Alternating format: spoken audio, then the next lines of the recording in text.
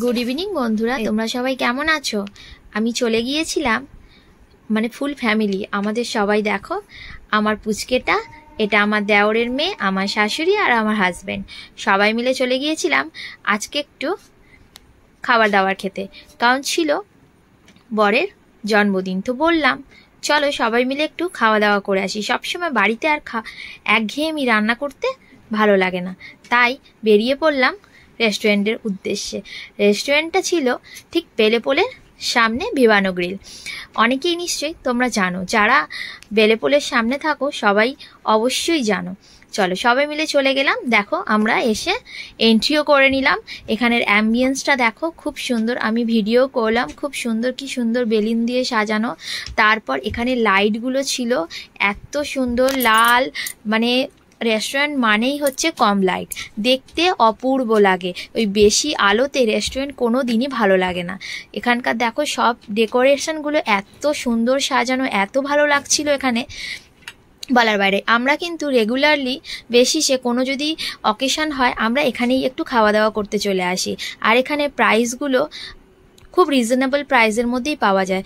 আইটেমের দামগুলো খুব একটা বেশিও হয় না, তাই আমরা এখানে ফার্স্টে মেনু কার্ডটা একটু চেক করে নিলাম। চেক করে নেওয়ার পরে কি কি খাবো সেটাও ডিসাইড করে নিলাম।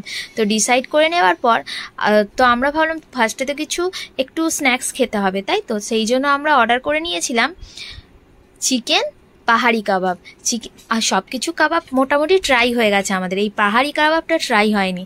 সেই কারণে পাহাড়ি কাবাবটা একটু ঝাল ঝাল, তো সেই কারণে একটা মালাই চিকেন কাবাব নিয়ে নিয়েছিলাম বাচ্চাদের জন্য। মালাই চিকেন কাবাবটা দেখো সার্ভ হয়ে গেল, আমরা খেতেও স্টার্ট করে দিলাম। এত জোর খিদে পেয়েছিল বলার বাইরে। তারপর যেই খাবারটা এলো সেটা দেখে তো একদম তাড়াতাড়ি হামলে পড়লাম। আমি যেমন খেতে ভালোবাসি তেমন জিনিস ভিডিও করতে খুব ভালোবাসি, তোমাদের জন্য নিয়ে চলে এলাম। তারপর পাহাড়ি কাবাবটা চলে এলো।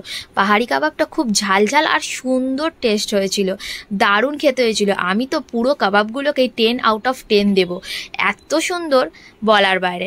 তোমরাও যদি এখানে খাওয়া দাওয়া খেয়ে থাকো নিশ্চয়ই অনেকেই জানবে এখানকার খাবারের কোয়ালিটি কেমন।